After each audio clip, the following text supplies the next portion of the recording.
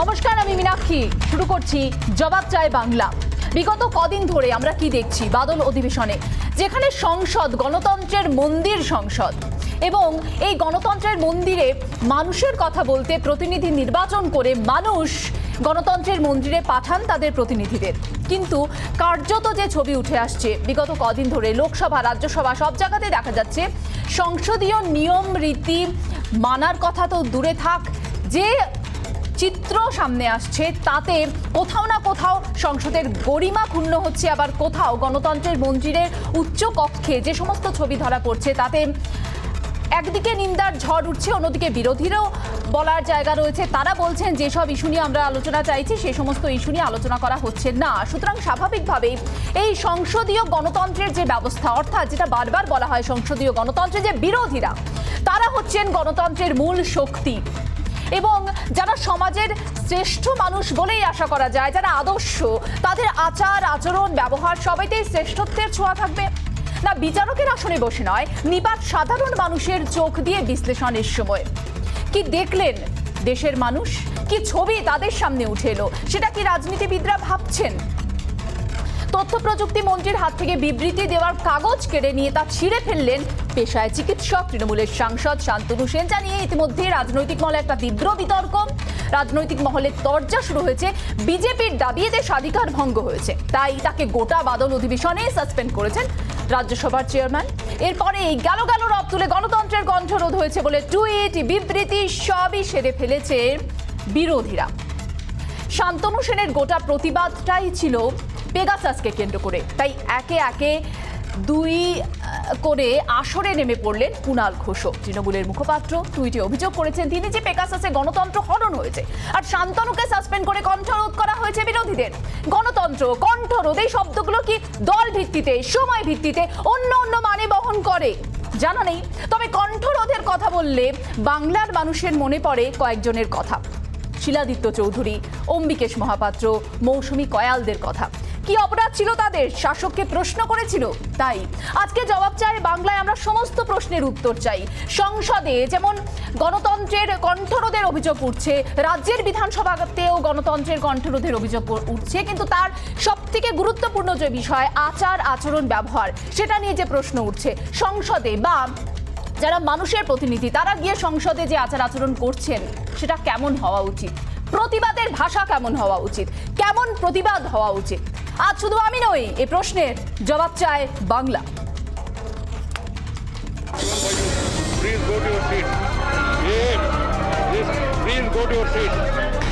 साथियों, ये सदन परिणामकारी हो, सार्थक चर्चा के लिए समर्पित हो, देश की जनता जो जवाब चाहती है वो जवाब सरकार को देने की पूरी तैयारी है। मैं सभी माननीय सांसदों से, सभी राजनीतिक दलों से आग्रह करूंगा कि वो तीखे से तीखे सवाल पूछें, धारदार सवाल पूछें, लेकिन शांत वातावरण में सरकार को जवाब का मौका भी दें। বাদল অধিবেশন শুরুর আগে সাংবাদিকদের মুখোমুখি হয়ে প্রধানমন্ত্রী বলেন সব বিষয়ে আলোচনায় সরকার রাজি, কিন্তু বাদল অধিবেশনের শুরু থেকেই উত্তাল হয় সংসদ। इस सदन की गरिमा को बनाए रखे मैं पुनः आग्रह कर रहा हूं। পেগাসাস, কৃষি আইন, ভ্যাকসিন নিয়ে বিরোধীদের হৈহট্টগোলে প্রতিদিনই দফায় দফায় মুলতবি হচ্ছে সংসদের অধিবেশন। देश के किसानों के बेटे मंत्री बने, ये बात कुछ लोगों को राज नहीं आती है और इसलिए उनका परिचय तक नहीं होने देते हैं। ये कौन सी मानसिकता है जो महिलाओं का इस प्रकार की विकृत मानसिकता पहली बार सदन में देखी है। বৃহস্পতিবার তথ্য প্রযুক্তি মন্ত্রী অশ্বিনী বৈষ্ণব পেগাসাস নিয়ে বিবৃতি দিতে শুরু করলে তার কাছ থেকে কাগজ কেড়ে ছিঁড়ে দেন শান্তনু সেন। বিজেপি সাংসদ হরদীপ সিং পুরীর সঙ্গে বচসায় জড়িয়ে পড়েন তিনি। Dr. Shantanu Sen stands suspended for remaining part of the bill, for the remaining part of the session. You have allowed the Honourable Minister for Parliamentary Affairs to move a motion suspending Mr. Dr. Shantanu Sen from the remaining part of the session. But the matter is not in the list of the business, number one. So we did not have any opportunity to react on that, because whether the government is moving such motion, we are quite unaware of it. শুরু হয় রাজনৈতিক তরজা। তৃণমূল এসব করে অভ্যস্ত বলে তোপ দাগেন তথ্য প্রযুক্তি মন্ত্রী अश्विनी वैष्णव। तृणमूल कांग्रेस ने भारतीय जनता पार्टी के कार्यकर्ताओं पे जिस तरह का वायलेंस किया है बंगाल में, उसी कल्चर को आज पार्लियामेंट में लेके आ रहे हैं। मेरा सीधा सा प्रश्न है, हम देश को, हमारी नेक्स्ट जनरेशन पार्लियामेंटेरियंस को, उनको क्या संदेश देना चाहते हैं? घोटाला करना, गलत बोलना, गलत काम करना, और इनकी टीएमसी की कल्चर ही ऐसी, इससे इनको टीआरपी मिलता है। सर, बंगाल में जो हिंसा की राजनीति होती है वो क्या पार्लियामेंट तक पहुंच? সংসদের স্বাধিকার ভঙ্গ হয়েছে এই মর্মে নোটিশ আনে কেন্দ্রীয় সরকার। সরকারের পক্ষে সংসদ বিষয়ক প্রতিমন্ত্রী ভি মুরলীধরন এই প্রস্তাব আনেন। বিরোধীরা বলতে গেলে তাদের সাসপেন্ড করা হয় বলে কটাক্ষ তৃণমূলের। ওরা যদি পারে বিরোধী দলের সব সদস্যদেরই সাসপেন্ড করে দেবে, এবং আগামী দিনে যদি ওরা ক্ষমতায় আসে তাহলে এই সদস্য না, যাতে আর কোনো রাজনৈতিক দলই ভারতবর্ষে না থাকে। তৃণমূলের এটাই সংস্কৃতি বলে কটাক্ষ সাংসদ বাবুল সুপ্রিয়র। স্পিকারের ওপর ছিঁড়ে ফেলে দেওয়া, এটা লোকসভাতেও আমরা টিএমসি সাংসদদের আগে করতে দেখেছি। আজকে রাজ্যসভাতে এই ধরনের মন্ত্রীর হাত থেকে কাগজ ছিনিয়ে নিয়ে ছেড়ে দেওয়া, এটা তো মানে রাস্তাঘাটের কি বলবো, মানে লড়াইয়ের মতো হয়ে যাচ্ছে। শান্তনু সেনের আচরণে নিন্দার ঝড় রাজনৈতিক মহলের একাংশে। অন্যদিকে বিরোধীরা বক্তব্য রাখলেই সাসপেন্ড করে বিরোধীদের কণ্ঠরোধের চেষ্টা করা হয় বলে অভিযোগ তৃণমূলের। শান্তনু সেনের সাসপেনশন নিয়ে রাজনৈতিক সংঘাত তুঙ্গে। রিপাবলিক বাংলা। আজ জবাব চাই বাংলায় বিষয়ে ডিবেটে শুরুতেই আমার সঙ্গে রয়েছেন বিজেপি নেতা তথাগত রায়। বাকিদের কাছে যাব, কিন্তু তার আগে তথাগত দাকে স্বাগত জানাচ্ছি রিপাবলিক বাংলায়। তথাগত বাবু, একটা কথা আমাকে শুরুতেই বলুন, সেটা হচ্ছে বিরোধীরা বারবার অভিযোগ করছে, দীর্ঘদিন ধরে তারা অভিযোগ করে আসছে যে গণতন্ত্রের কণ্ঠ রোধ করা হচ্ছে, তাদেরকে বলতে দেওয়া হচ্ছে না। এবং আজকে কার্যত শান্তনু সেনের সাসপেনশন নিয়ে তাদের টুইট, তাদের কটাক্ষ, তাদের ভুরি ভুরি তাদের অভিযোগ যে এই ক্ষেত্রে সংসদে মুখ খুলতে গেলেই বিরোধীদের সাসপেন্ড করা হয়েছে। গত বছরও আমরা দেখেছি 8 জন সাংসদ সাসপেন্ড হয়েছেন, তার উদাহরণ টেনে সরব হয়েছেন বিরোধীরা। সত্যি কি গণতন্ত্রের তো একটা জায়গা রয়েছে বিরোধীদের কথা বলার, তাহলে কেন তাদেরকে সাসপেন্ড করতে হচ্ছে?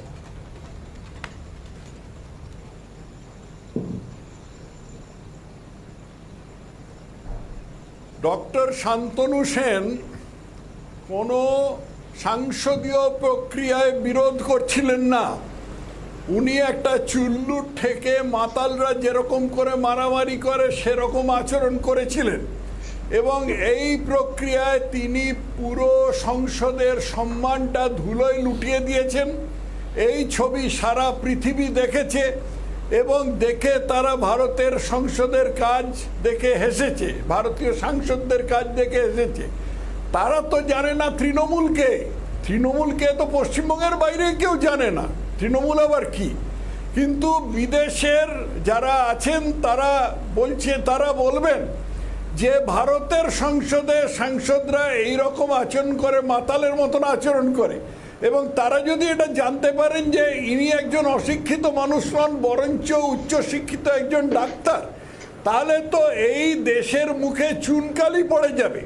কিন্তু এসব কিছু বুঝবার দরকার নেই, কারণ যে দলের সদস্য ডক্টর শান্তনু সেন, যে দল আজকে পশ্চিমবঙ্গের জঙ্গলের রাজ, খুন, ধর্ষণ, ডাকাতি সমস্ত রাজ কায়েম করেছে, সেই দলের উপযুক্ত আচরণ করেছেন ডক্টর শান্তনু সেন, এবং সম্ভবত এতে ওর নেত্রী ওর ওপর খুব খুশি হবেন, এবং একটা স্মৃতিশ্রী, উনি তো স্মৃতি অঞ্চলের মানুষ, স্মৃতিশ্রী বলে একটা উপাধি দেবেন বলে আমার বিশ্বাস। সেই ভরসাতেই উনি এই কাজ করেছেন। তথাগত বাবু, তৃণমূল কংগ্রেস বলছে যে অপোজিট দিক থেকে অর্থাৎ বিপরীত দিক থেকে নানান ধরনের মন্তব্য আসছিল এবং তাকে কেন্দ্র করে পরিস্থিতি উত্তপ্ত হয়েছিল, যেখানে হরদীপ সিং কে দেখলাম আমরা, যেখানে তিনি বচসায় জড়িয়েছিলেন, সেখানে শান্তনু সেনের কোনো দোষ ছিল না।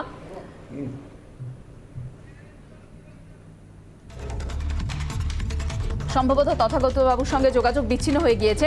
আমি বাকি অতিথিরা যারা রয়েছেন তাদেরকে পরিচয় করাবো এবং তথাগত বাবুকে ধন্যবাদ জানাবো আমাদের সঙ্গে যোগ দেওয়ার জন্য। আমাদের সঙ্গে রয়েছেন তৃণমূল কংগ্রেসের পক্ষ থেকে তৃণমূল কংগ্রেসের মুখপাত্র সুপ্রিয় চন্দ্র, রয়েছেন বিজেপি মুখপাত্র শতরূপা, রয়েছেন কংগ্রেস মুখপাত্র অশোক ভট্টাচার্য, রয়েছেন রাজনৈতিক বিশ্লেষক প্রদীপ্ত মুখার্জি, রয়েছেন শিক্ষাবিদ অম্বিকেশ মহাপাত্র।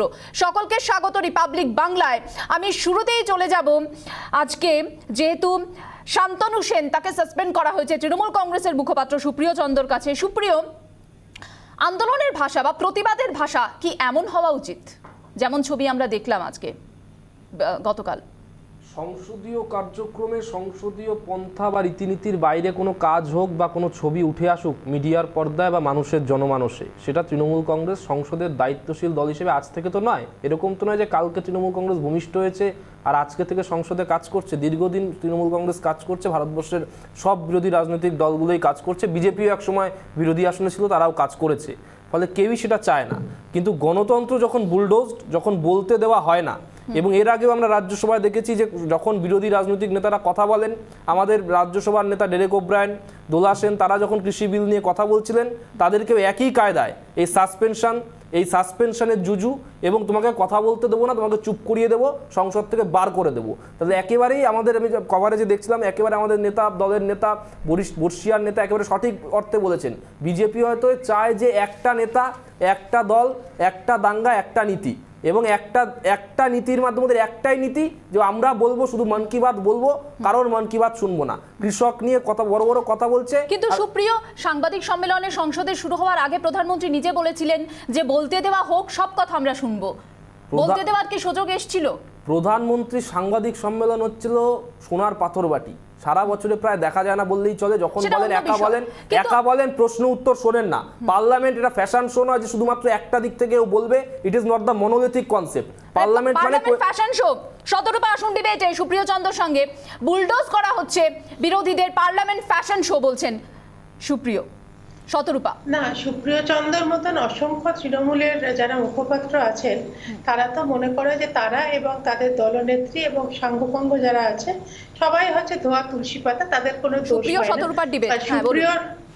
হয় না। সুপ্রিয় যে কথাটা বলছে যে ওদের নাকি এতটাই ওদের আভিজাত্য, এত পুরনো ওরা দল, ওদের পার্লামেন্টারি হিস্ট্রি নিয়ে ও অনেক বড় বড় কথা বলছে। তোমরা জানো মীনাক্ষী, তোমরা সাংবাদিকতা বহুদিন ধরে করছো, এটা প্রথম নয়, এটা পার্লামেন্টে এদের প্রথম দুর্ব্যবহার নয়। কল্যাণ ব্যানার্জি বোধহয় গত বছর বা তার আগের কথা বলিনি। আপনি রূপকথার গল্প করছেন, আপনি তথ্য পরিসংখ্যান। আমি আপনাকে দিচ্ছি, আপনি শুনে নিন। 2014 সালে আপনি শুনে নিন, তথ্য পরিসংখ্যান ছাড়া কথা বলা উচিত নয় বলে তৃণমূলের প্রত্যেকটা মাননীয় থেকে আরম্ভ করে নিচু তলার কর্মীদের এটাই হচ্ছে ওদের আভিজাত্য, এইটাই হচ্ছে ওদের কালচার। ওরা অন্য কাউকে কথা বলতে দেয় না, ওরা আবার বলে যে বিজেপিকে কথা বলতে দেয় না। মীনাক্ষী, তোমরা ভালো করে জানো কল্যাণ বন্দ্যোপাধ্যায় কি রকম অসভ্যতা করেছিল পার্লামেন্টে। এই দল শুধু পার্লামেন্ট নয়, শুধু পশ্চিমবঙ্গে নয়, তোমরা জানো সুপ্রিয়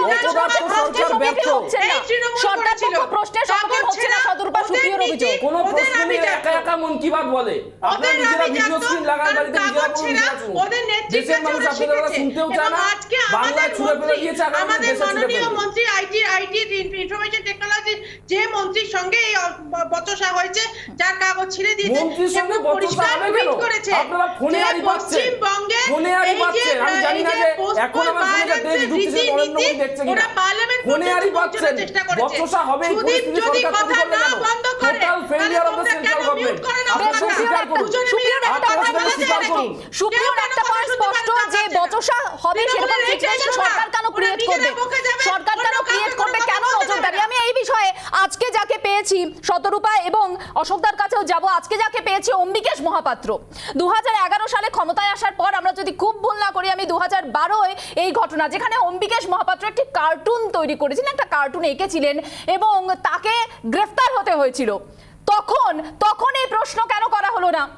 এই প্রশ্ন তো উঠছে। অম্বিকেশ বাবু, আপনাকে আরো একবার আমি রিকল করাতে চাইছি এবং মানুষের সামনে, যেহেতু যুক্তি এবং পাল্টা যুক্তির পরিপ্রেক্ষিতে জবাব চায় বাংলা, অম্বিকেশ বাবু, আজকে যে নজরদারি নিয়ে তৃণমূল কংগ্রেস সংসদে সরব হচ্ছে, সেই নজরদারির শিকার কি আপনি বাংলায়? না, প্রথমে আপনাকে বলি, আপনি পরিচয় দিয়েছেন আমাকে শিক্ষাবিদ হিসাবে। আমি বিনয়ের সঙ্গে বলছি, আমাকে শিক্ষাবিদ পরিচয় দেবেন না। শিক্ষক, অধ্যাপক, আক্রান্ত অধ্যাপক, এই কোনো একটা পরিচয় দিলেই আমার পক্ষে যথেষ্ট। আর দ্বিতীয় কথা হচ্ছে যে 2012 সালে আমার উপরে ঘটনাটা ঘটেছিল। ঘটনাটা এরকমই যে আমি কোনো কার্টুন তৈরি করিনি, আমি তৈরি করা কার্টুন পেয়েছিলাম এবং আমার বন্ধুদের কাছে ফরওয়ার্ড করেছিলাম ইমেলের মাধ্যমে। তার কারণেই শাসক দল তৃণমূল কংগ্রেসের দুষ্কৃতীরা কলকাতা পুলিশের যোগসাজশে, মুখ্যমন্ত্রী সচিবালয়ের পরিকল্পনায় কলকাতা পুলিশকে সঙ্গে নিয়ে আমার উপর আক্রমণ হেনেছিল। 70-80 জন দুষ্কৃতী জড়ো হয়ে, আমি যে সময় আবাসনে থাকি, এবং তারপরে পুলিশকে দিয়ে গ্রেপ্তার করিয়ে লকআপে ঢুকিয়ে দেওয়া হয়েছিল। পরের দিন আলিপুর কোর্ট থেকে আমাকে জামিন নিতে হয়েছে। তারপরে সেই 2012 সালের পর থেকে আজ অবধি সেই ধারাতে আলিপুর ক্রিমিনাল কোর্টে মামলা চলছে। এবং বিস্ময়ের ব্যাপার যেটা, যে ধারাতে গ্রেপ্তার এবং যে ধারাতে চার্জশিট, সেই ধারাটি আজ থেকে 6 বছর আগে দেশের শীর্ষ আদালত সুপ্রিম কোর্ট বাতিল ঘোষণা করেছে। তা সত্ত্বেও সেই ধারায় মামলা চলছে এবং সে কারণেই PUCL, একটি সিভিল মুভমেন্ট যারা করেন, তারা সুপ্রিম কোর্টে আবেদন করে জানতে চেয়েছেন, যে ধারা 6 বছর আগে বাতিল হয়ে গেল, সেই ধারায় সারা ভারতবর্ষের বিভিন্ন রাজ্যে বিভিন্ন থানায় এখনো গ্রেপ্তার হচ্ছে, এখনো এই ধারা ব্যবহার করে মামলা চলছে, কি করে চলে? একেবারে আমি এই প্রশ্ন নিয়ে যাব, একেবারেই অম্বিকেশ বাবু আমাদের সঙ্গে থাকুন। এই প্রশ্ন নিয়ে যাব আমি। 30 সেকেন্ড সময় দেব সুপ্রিয়কে উত্তর দেওয়ার জন্য। সুপ্রিয়, যে ইস্যুতে আপনারা পার্লামেন্টে সরব হয়েছেন, সেই ইস্যুতে একই দোষে দুষ্ট আপনারাও, এমনটাই অভিযোগ। 30 সেকেন্ড সময়।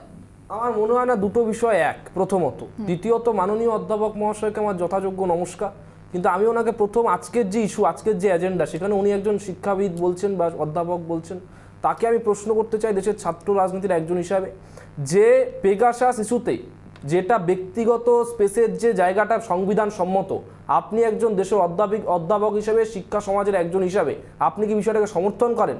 আপনি কি সমর্থন করেন যেখানে কেন্দ্রের ভেতরে বলছে কৃষকের ছেলে মন্ত্রী হয়েছে বলে বিরোধীরা চালাতে দিচ্ছে না, আর কৃষকের বাবারা বাবা কৃষকরা বাইরে সব লড়ে দিচ্ছে কৃষি বিলটাকে না বুলডোজ করা হয়, গণতন্ত্রকে না বুলডোজ করা হয়? আপনি এই বিষয়গুলো নিয়ে বললে আমি পেগাসাসের সঙ্গে কোনো তুলনা হয় না বলছেন। শতরূপা, আপনাকে আমি 30 সেকেন্ড সময় দেব। অম্বিকেশ মহাপাত্রের প্রতি নজরদারি বা তার কাজের প্রতি নজরদারির সঙ্গে পেগাসাসের নজরদারির কোনো তুলনাই হয় না, সুপ্রিয় বলছেন। 30 সেকেন্ড সময়।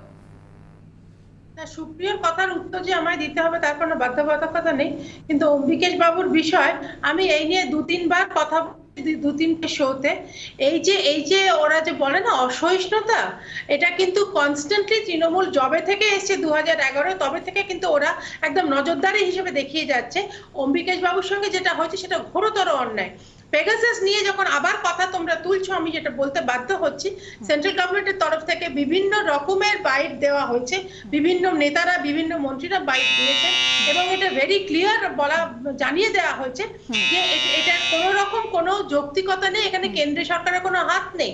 এখানে অ্যামনেস্টি, এটা আরো ডিটেইলসে আমি গেলে আমার 30 সেকেন্ড পেরিয়ে যাবে, অ্যামনেস্টি ডিনাই করেছে এবং পেগাসাসের লিস্টে নাম থাকা মানে যে তার উপর যে ট্যাপিং হয়েছে তার কোনো মানে নেই, কারণ পেগাসাসের তরফ থেকে একটা মেসেজ আসে, মেসেজ এসে বলা হয় যে এখন তোমার সময় শেষ। শতরূপা, আমি অশোক বাবুর কাছে যাব। অশোক বাবু, এই ইস্যুর কোনো ভিত্তিই নেই বলছে বিজেপি, যে ইস্যুতে বিরোধীরা সরব হচ্ছে এবং হই হট্টগোল। আপনি যেহেতু বলার সময় পাননি, তাই আপনাকে আমি বেশি সময় দিচ্ছি, 1 মিনিট সময় দিচ্ছি। প্রথম কথা হচ্ছে যে মানে শতরূপাদের মানে দলের একদম সিনিয়র মুখপাত্র হিসেবে তথাগতবাবু যে কথাটা বলছিলেন, কি সব হাস্যকর নাকি কিসব কথা। আমি একটা কথা বলতে চাই, দেশের সংসদীয় রীতিনীতি এবং সাংবিধানিক পরিকাঠামোকে হাস্যকর করার কাজে তথাগত বাবুর থেকে কি বেশি কেউ এগিয়ে আছেন? আমার মনে হয় না। রাজ্যপালের মতন একটা সম্মানীয় পদে আসীন থেকেও যেভাবে তিনি একজন দলীয় মুখপাত্র হিসাবে টুইটের পর টুইট করে গেছেন, তাতে তার দল নিজে বিরক্ত হয়েছে।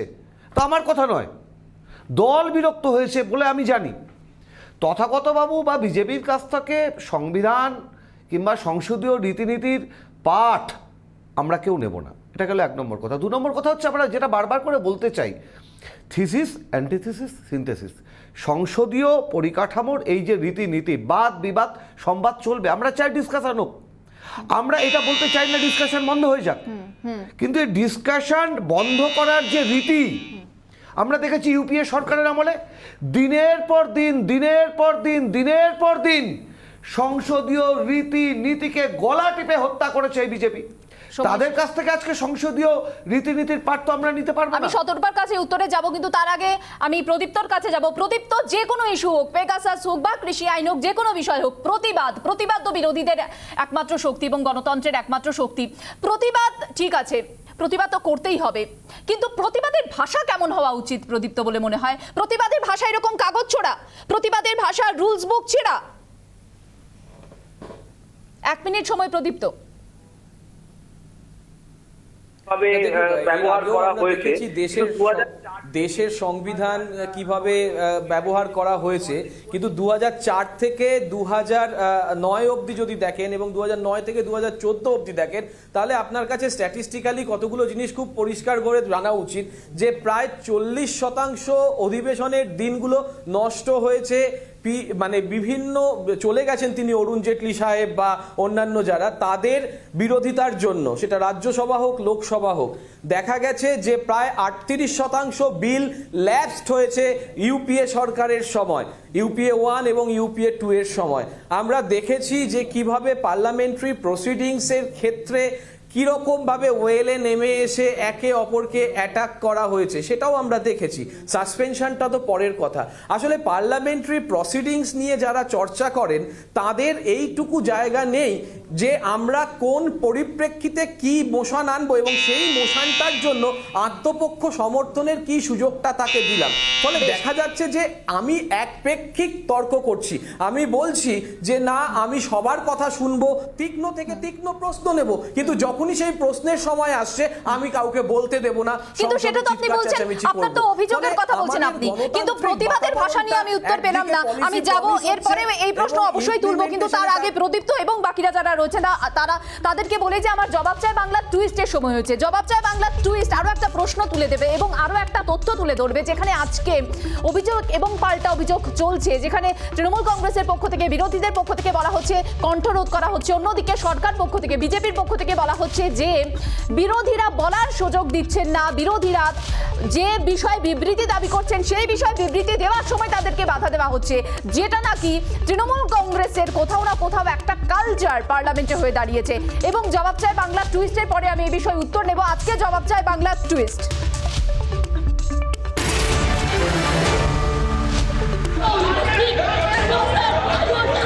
जब इस स्वरूप इलाज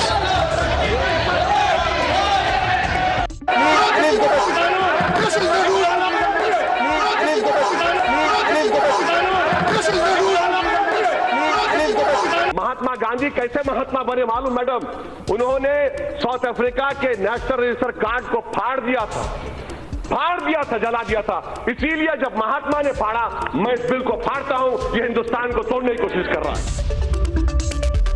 বিভিন্ন ছবি উঠে এলো সংসদে এবং আজকেও শান্তনু সেনের এই বক্তব্য, এই ছবিটাই তুলে ধরতে চাইছেন সরকার পক্ষ এবং বলছেন যে সাসপেনশনের বিরুদ্ধে যারা বলছেন তাদেরকে এই ছবিটা দেখানো দরকার, কারণ তৃণমূল কংগ্রেসের নাকি এটা সংস্কৃতি, এমনটা বলছে বিজেপি।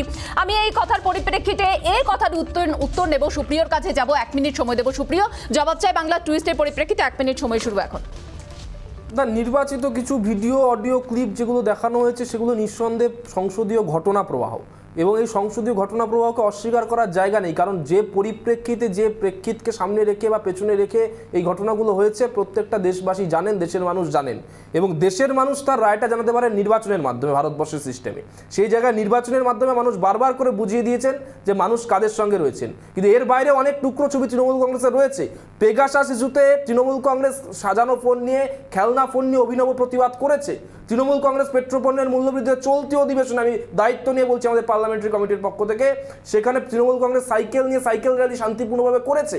কিন্তু যে মুহূর্তে পার্লামেন্টে কথা বলতে দেওয়া হচ্ছে, প্রশ্ন করা হচ্ছে, আর উত্তরে ইতিহাসের প্রশ্ন করলে ভূগোলের উত্তর শোনানো হচ্ছে। বাবরের জন্ম কবে, এই প্রশ্নের উত্তর এলে এ স্কোয়ার প্লাস বি স্কোয়ারের ফর্মুলা বিজেপি সাংসদরা দিচ্ছেন। আর সেই সময় কিছু কথা বলতে গেলে, সেই সময় প্রশ্ন করতে গেলে হয় সাসপেন্ড করা হচ্ছে, নাহলে বিজেপি সাংসদরা তেরে পুরে এসে ঝগড়া করছেন, ঝামেলা করছেন। ফলে পার্লামেন্ট না চালানোর পুরোপুরি ব্যর্থতা, এই অপদার্থ কেন্দ্রীয় সরকারের এই দায়টা ওদের নিতে হবে এবং অবিলম্বে পদত্যাগ করতে হবে। সংসদ চলছে না, তার দায় আপনাদের বলছেন সুপ্রিয় বাবু। আপনার 1 মিনিট সময়। সমস্ত দায় আমাদেরই দেবে, সমস্ত দায় আমাদের। যেখানে এত বড় নালিশকুটি ঝগড়াটি সরকার এর আগে বোধহয় কখনো ভারতবর্ষ দেখেনি, রাজ্য সরকারের মতো। হ্যাঁ, এখানে যেটা কথা উঠছিল যে আমাদের আগের বার সুপ্রিয়কে চুপ করতে বলে, সুপ্রিয়র সময় আমি কোনো কথা বলিনি। প্রত্যেকবার এই অসভ্যতাটা যেন না করে, অসহিষ্ণুতাটা ওরা দেখায় বারবার, অন্য কাউকে কথা বলতে দেবে না। ওরা টিভি থেকে শুরু করে পৃথিবী শুদ্ধ কোথাও ওদের অপোজিশন চোখে দেখে না। সেই জন্য পোস্ট পল ভায়োলেন্স এই লেভেলে ওরা করে যাচ্ছে যে মানুষরা ভোট দিয়েছে, যে মানুষরা বিজেপির জন্য কাজ করেছে, তাদের মেরে পিটিয়ে শেষ করে দাও। এই হচ্ছে তাদের কালচার। তারা আবার বড় বড় কথা বলে লোকসভার বিষয়, রাজ্যসভার বিষয়। রাজ্যসভায় যেটা হয়েছে, লোকসভায় যেটা করে যাচ্ছে কল্যাণ ব্যানার্জি এবং আজকে শান্তনু সরকার, এটাই এদের কালচার। তার সঙ্গে বিজেপি তুলনা করার কোনো জাস্টিফিকেশন নেই। বিজেপি কোনোদিন কখনো এই রকম লেভেলে নোংরামি কখনো করেনি, তখন কথা বলতে দেওয়া হয়নি। আজকে অরুণ জেটলি মারা গেছে, বাড়ি থেকে একটা স্লিপ করে, বাড়ি থেকে একটা স্লিপ করে, বাড়ি থেকে নিয়ে এসে স্লিপ করেন পার্লামেন্টে। এরা কোনো প্রশ্ন অসহিষ্ণুতা ওরা দেখায় টিভি চ্যানেলের মধ্যে। আজকে রিপাবলিক বাংলা যেটা চলছে, এটাই হচ্ছে পার্লামেন্টে বিজেপি পারফরম্যান্স। বিজেপি বাড়ি থেকে নিয়ে এসে স্লিপ করে, বাড়ি থেকে যেটা নিচে আনে সেটাই করে। কি প্রশ্ন তৈরি করছে, ইতিহাসের প্রশ্ন করছে না ভূগোলের প্রশ্ন করছে, কোনো আইডিয়া নেই। এরা ক্লুলেস, এরা বেসলেস, এরা এমলেস, এরা শেমলেস। এরা শেমলেস গভর্নমেন্ট চলছে অবিলম্বেদের এই অপদার্থ সরকারের, কেন্দ্রের সরকার চালানোর কোনো যোগ্যতা নেই। এটা প্রত্যেক শতরূপাদি আমি মাত্র 10 সেকেন্ড সময় চাইছি, মাত্র 10 সেকেন্ড। মীনাক্ষী বিজেপি তুলনা করবে না, একদম করবে না। আরে ঠিক আছে শতরূপাদি, ও না করে চেঁচিয়ে যাবে। আরে ঠিক আছে, আপনি আরে আমি চাইছি আপনি একটা 10 সেকেন্ড। শতরূপাদি শুনুন, আরে শোনার ধৈর্য রাখুন। কৃষি বিল নিয়ে কেন আলোচনার সুযোগ দেওয়া হয়নি সংসদে? কৃষি আইন নিয়ে কেন সংসদে আলোচনার সুযোগ দেওয়া হয়নি?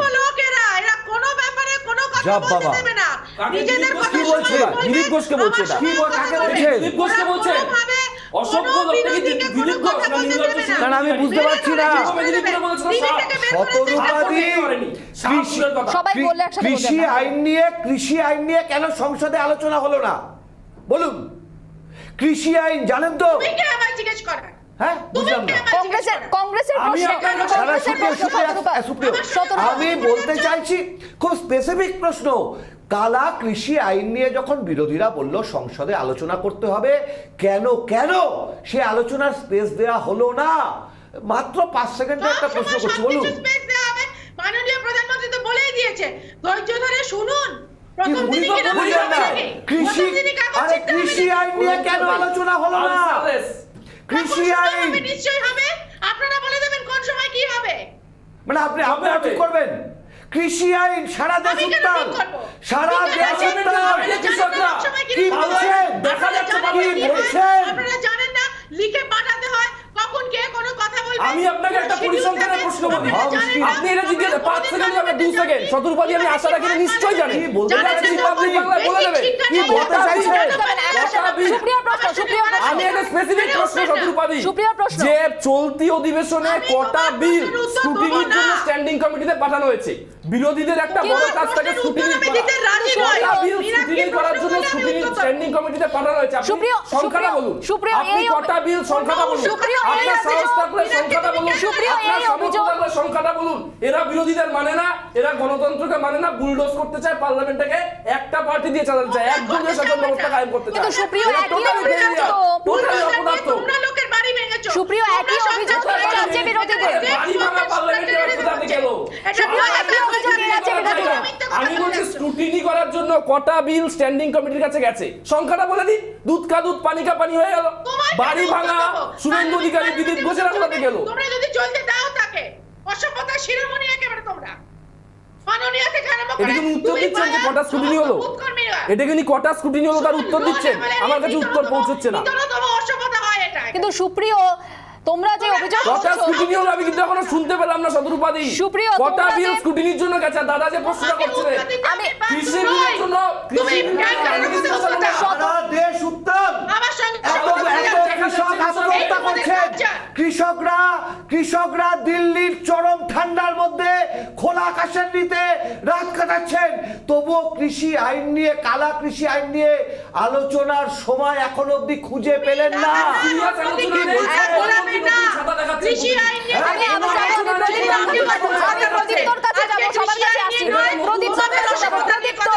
প্রদীপ্তর কাছে যাব। প্রদীপ্তকে 1 মিনিট সময় দেব। প্রদীপ্ত, যে অভিযোগ বিরোধীরা করছে পার্লামেন্টে, সেই অভিযোগে এ রাজ্যের বিধানসভার অধিবেশনে করছে বিরোধীরা। বিজেপি বলছে ভ্যাকসিন নিয়ে আলোচনা করতে চাইলে আলোচনা করা হচ্ছে না, একই অভিযোগ।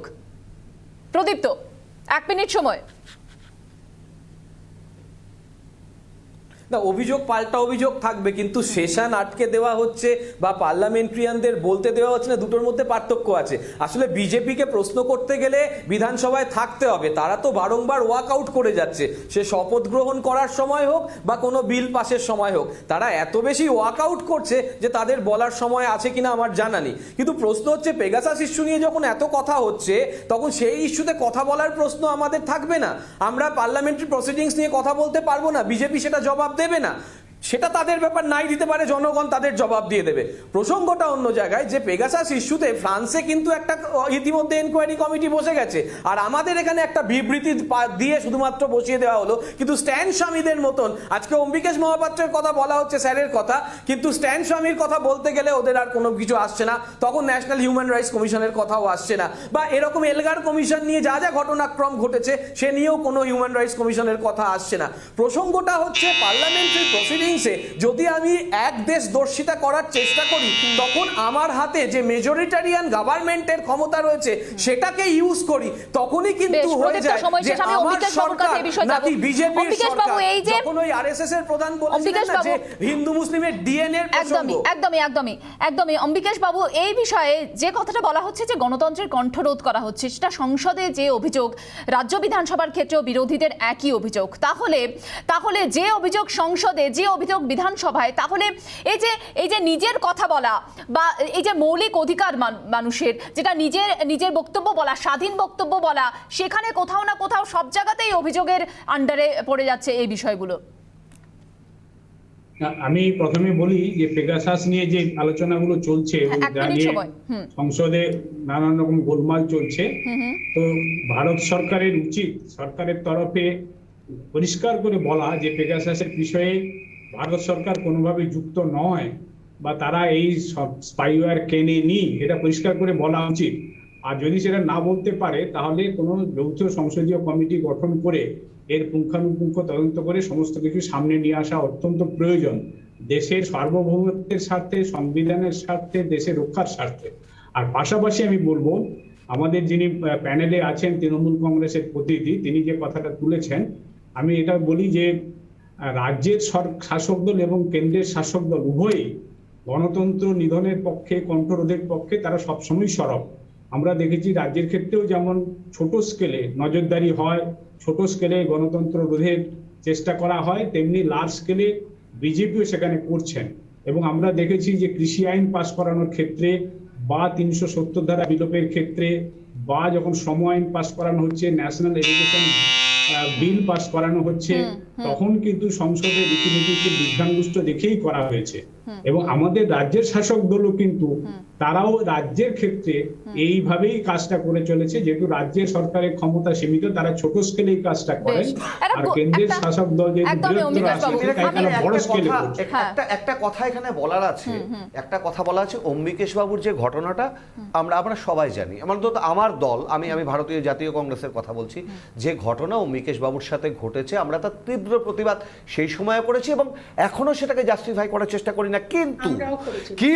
কিন্তু আজকে যখন মানে সংবিধানের পরিকাঠামো ভেঙে চুরমার, বৃহত্তর অর্থে সামগ্রিকভাবে আপনি দেখুন, রোহিত ভেমুলার আত্মহত্যা, গৌরী লঙ্কেশ, কালবুর্গি, অম্বিকেশ বাবুর কাছে এই নামগুলো অজানা নয়।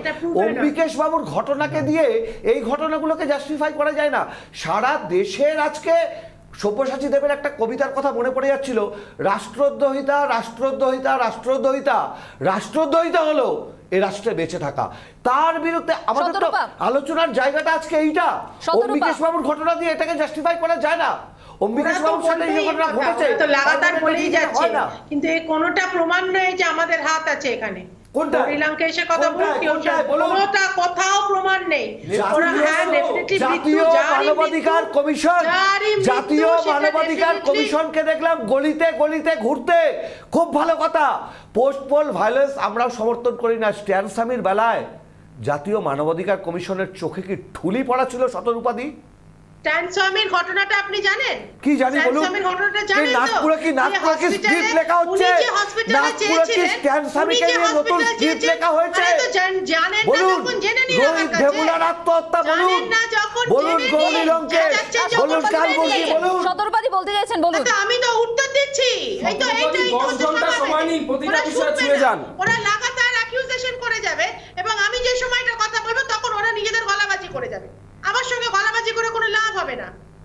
আপনি বলুন গলাবাজির টেন্ডার তো অমিত শাহ নিয়ে রেখেছেন, আপনি কথা থেকে সময় নিন আর প্রমাণ করুন, বলেন, কিন্তু আর প্রমাণ করুন বিজেপি রোহিত ভেমুলার সাথে ছিল। আপনি 10 ঘন্টা সময় নিন, আমি 10 ঘন্টা সময় আপনাকে দিচ্ছি, আপনি প্রমাণ করুন রোহিত ভেমুলার সঙ্গে বিজেপি ছিল, কালবুর্গির সঙ্গে বিজেপি ছিল। সতর্কবাদীর উত্তরে যাব, আমাকে বিরতি নিতে হবে। 30 সেকেন্ড সময় দিচ্ছি, সতর্কবাদীকে উত্তর দিন। বাকিরা কেউ প্লিজ ডিস্টার্ব করবেন না, আমাকে বিরতি নিতে হবে। সতর্কবাদীর 30 সেকেন্ড সময়। স্ট্যান স্বামীর কথা বলছিল, যখন স্ট্যান স্বামী যে হসপিটালে মারা গেছিলেন সেই হসপিটাল সে নিজেই চুজ করেছিল এবং সে ট্রায়াল ট্রিটমেন্ট, জেলে মারা যাননি, সে যখন ওখানে ছিল তখনই মারা গেছে। তো এখানে কেন্দ্রীয় সরকার বা কোনো রাজ্য সরকারের এখানে হাতটা কোথায় আসছে? এবং গৌরী লঙ্কেশের কথা বলছেন, এটা প্রমাণিত যে আমাদের কোনো হাত নেই এখানে, কোনো সরকারের কোনো হাত নেই। এবং অন্যজনের কথা বলেন, এগুলো সব হাওয়ার কথা এবং এই হাওয়ার কথাগুলো আরো বেশি করে প্রচার করে সোশ্যাল মিডিয়া এবং বলুন, বলতে হবে আজকে। এইগুলো কিন্তু কোনটা সত্যি কথা নয়। কোনটা সত্যি কথা নয়? গলাবাজি করলে এবং আমার গলা দাবিয়ে দিলে অমিত শাহ ছাড়া ভারতবর্ষে আরেকটা সত্যি কথা আপনি বলে দিন। সত্যি এক কথায় উত্তর, অমিত শাহ ছাড়া যে কোনো একটা সত্যি কথা বলুন। এর চর্চা কেন হচ্ছে? আবারও মিথ্যে কথা বলে এই ডিবেট চলবে যেমনটা, যখনই আমি এই ডিবেট চলবে যেমনটা লার্জ স্কেলে বা স্মল স্কেলে বিরোধীদের কণ্ঠরোধের এই ডিবেট, এটা চলবে। তবে আপাতত আমাকে ডিবেট থেকে বিরতি নিতে হবে। সকলকে ধন্যবাদ জানাচ্ছি যারা যারা যারা যারা যোগ দিলেন জবাব চাই বাংলার ডিবেট। একটা ছোট বিরতি নেব, বিরতির পর কিছু ব্রেকিং খবর নিয়ে ফিরছি। সঙ্গে থাকুন জবাব চাই বাংলার। ফিল্ম বিরতির পর জবাব চাই বাংলায় নজর রাখবো এই মুহূর্তে ব্রেকিং এর দিকে। ফিরহাদ হাকিম পরিবহন মন্ত্রী, তিনি জানাচ্ছেন যে রাজ্যে কিন্তু পর্যাপ্ত ভ্যাকসিন নেই এবং ভ্যাকসিনের জন্য আবেদন করা হচ্ছে। কোভ্যাক্সিন এখনো আসেনি, আমাদের কাছে স্টক জিরো। ভ্যাকসিন নিয়ে অনেক দুর্নীতির অভিযোগ উঠছে, কালোবাজারের অভিযোগ উঠছে। আমরা দেখেছি মমতা বন্দ্যোপাধ্যায় তিনি বারবার চিঠিও লিখেছেন প্রধানমন্ত্রীকে, আমাদের কমিশনার হেলথ সেক্রেটারির সঙ্গে কথা বলেছেন, কিন্তু এই বিষয়ে এখনো পর্যন্ত কোনো তথ্য আসেনি। কোভ্যাক্সিনের স্টক জিরো, যেটা বলছেন ফিরহাদ হাকিম। আমরা জানি যে নতুন সরকার গঠনের পর এই ভ্যাকসিন নিয়ে কিন্তু চর্চা চলছে এবং আমরা বিধানসভাতেও মুখ্যমন্ত্রী মমতা বন্দ্যোপাধ্যায়কে বক্তব্য রাখতে দেখেছি, যেখানে বলা হচ্ছে যে ভ্যাকসিন তাদের কাছে স্টক থাকে না এবং নির্দিষ্ট করে একটি অভিযোগ তৃণমূল কংগ্রেসের পক্ষ থেকে করা হচ্ছে যে অনেক ক্ষেত্রে ভ্যাকসিন তারা আগে কিনতে চেয়েছিলেন কিন্তু সরকার তাদেরকে কিনতে দেয়নি। আজ ফিরহাদ হাকিম কোভ্যাক্সিনের স্টক নিয়ে কি বলেছেন শুরুতেই শোনাবো আপনাদের। কোভ্যাক্সিন আসলে আমরা সেকেন্ড ডোজটাই দেবো, কারণ ফার্স্ট ডোজ দেওয়ার মতো নেই, অনেকেরই 28 দিনের বেশি হয়ে গেছে। আর যেখানে যেখানে বাসে ঘুরে কোভ্যাক্সিন দেওয়া হয়েছিল সেই সব জায়গাও আমরা বাস সার্ভিসটা চালু করব অ্যাজ সুন অ্যাজ কোভ্যাক্সিন যেরকম পাবো আমরা, এবং সেটা ওই প্রথম দিন থেকে যেখানে যেখানে কোভ্যাক্সিন দিয়েছে ডেট অনুযায়ী আমরা বাস সার্ভিসটাও সেখানে সেসব বাজারে দেবো। সরাসরি চলে যাব নিউজ রুমে। আমাদের অ্যাসিস্ট্যান্ট নিউজ এডিটর সমাদৃতা রয়েছেন আমাদের সঙ্গে। সমাদৃতা, ভ্যাকসিন নিয়ে ফের রাজনৈতিক চর্চা। একদমই তাই মীনাক্ষী, এবং ভ্যাকসিন নিয়ে কার্যত কিন্তু কেন্দ্রের কোর্টেই বল ঠেললেন ফিরহাদ হাকিম। তিনি পরিষ্কার জানালেন কোভ্যাক্সিন দেবো যে, কোথায় কোভ্যাক্সিন, স্টক তো একেবারে জিরো। তিনি পরিষ্কার জানিয়ে দিলেন যে ভ্যাকসিন নিয়ে দুর্নীতি তারা করছেন না, এমনকি ভ্যাকসিন নিয়ে রাজনীতিও করছেন না। তাদের বক্তব্য পরিষ্কার যে কোভ্যাক্সিন আসা মাত্রই দেওয়া শুরু হবে, এবং সেক্ষেত্রে যেরকমটা তুমি শোনালে ফিরহাদ হাকিমের বক্তব্য, প্রথমে দ্বিতীয় ডোজটাই দেওয়া হবে, কারণ অনেকে দ্বিতীয় ডোজ পেন্ডিং রয়েছে, প্রথম ডোজ অনেক পরে দেওয়া হবে। আরও একটা বিষয় ফিরহাদ হাকিম জানিয়েছেন যে বিভিন্ন জায়গায় লম্বা লাইন পড়ছে ভ্যাকসিনে, মানুষ লম্বা লাইনে দাঁড়াচ্ছেন, রোদে পুড়ে দাঁড়াচ্ছেন এবং দিনের শেষে ভ্যাকসিন না পেয়ে ফিরে যাচ্ছেন। যে অভিযোগ রাজ্যের বিভিন্ন প্রান্তে বিভিন্ন জেলা হাসপাতাল থেকে উঠে আসছে, সেখানে তার বক্তব্য ভ্যাকসিন নেই বলেই এই কাণ্ডটা ঘটছে।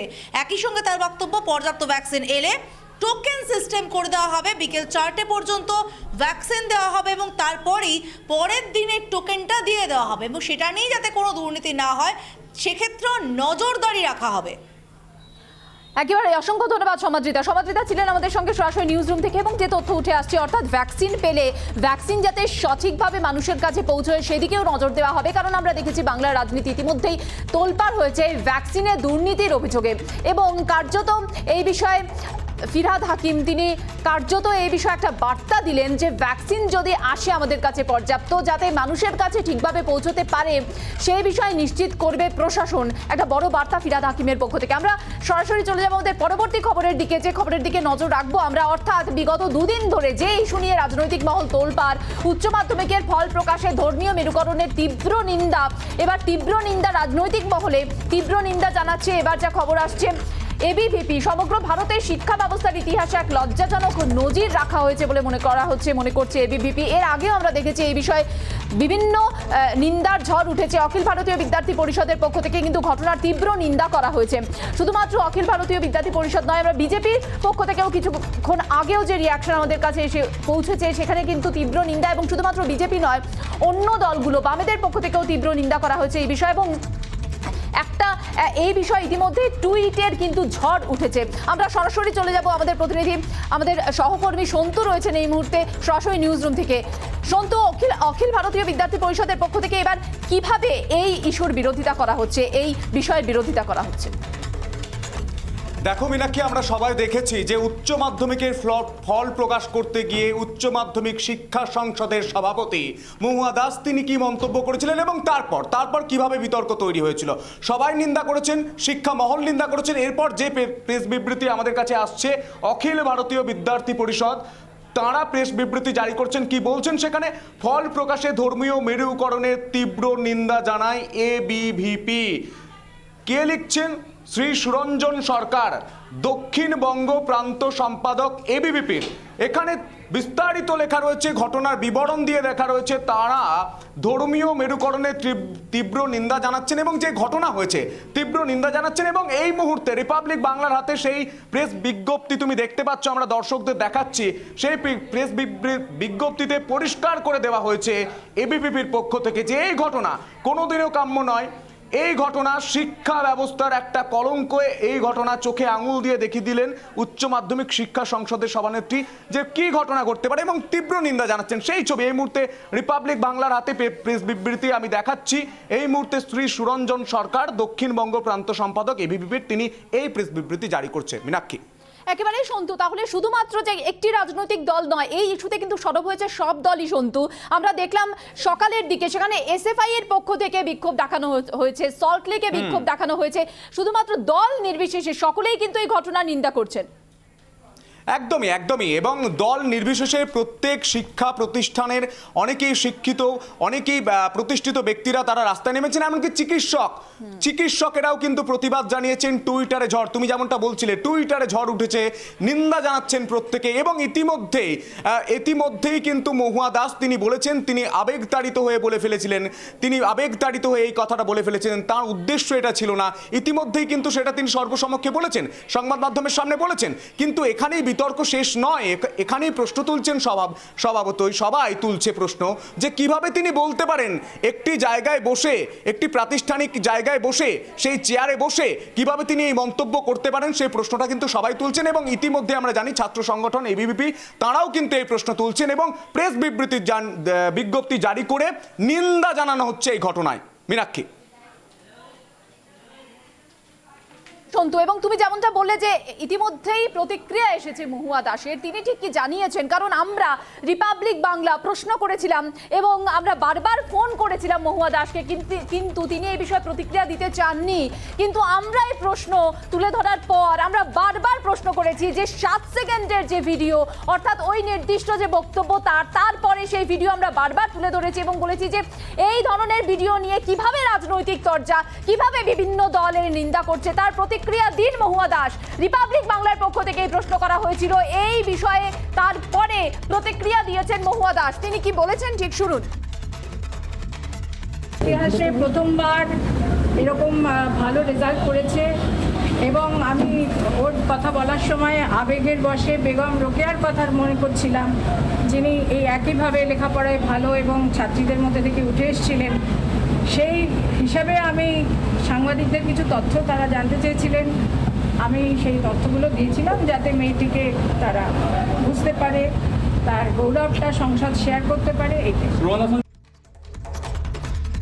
আমরা শুনলাম মহুয়া দাসের বক্তব্য। সন্তুকে অসংখ্য ধন্যবাদ আমাদের সঙ্গে থাকার জন্য। এবার আমরা নজর রাখবো আমাদের পরবর্তী খবরের দিকে, যে খবর কিন্তু তুলে ধরেছিল রিপাবলিক বাংলা এবং রিপাবলিক বাংলার স্টিং অপারেশনে, রিপাবলিক বাংলার তদন্তমূলক সাংবাদিকতায় নীলবাতি গাড়ির যে ব্যবহার হচ্ছে, যথেচ্ছ ব্যবহার, সেদিকে আলোকপাত করেছিলাম আমরা। নীলবাতি ব্যবহারে এবার নয়া সার্কুলার জারি করলো রাজ্য। যে প্রশ্ন তুলেছিল রিপাবলিক বাংলা, কিভাবে নীলবাতি বিকোচ্ছে এবং যেখানে কোনো নজরদারি নেই এবং এর সুযোগ নিচ্ছেন যারা ভুয়ো সিবিআই, ভুয়ো আধিকারিক সেজে ঘুরে বেড়াচ্ছেন নীলবাতি গাড়িতে, তারা সুযোগ নিচ্ছেন, সেই প্রশ্ন তুলেছিলাম আমরা। রিপাবলিক বাংলা তার জেরে ভুয়ো নীলবাতি গাড়ি ব্যবহারে এবার সতর্ক হচ্ছে পুলিশ। আমরা দেখেছি কিছুদিন আগে সেখানে কলকাতা শহরে অভিযান চলেছে, নীলবাতি গাড়ি ধরার অভিযান, যেখানে দেখা গিয়েছে একজনকে গ্রেফতারও করা হয়েছে, যিনি আসানসোল থেকে আসছিলেন। তিনি গাড়ির ভেতরে বসেছিলেন ভুয়ো অফিসার সেজে এবং তার গাড়িতে নীলবাতি লাগানো ছিল। পুলিশের এই অভিযানে কিন্তু গ্রেফতার করা হয়েছে ওই ব্যক্তিকে এবং এরপর যা খবর সামনে আসছে তাতে কিন্তু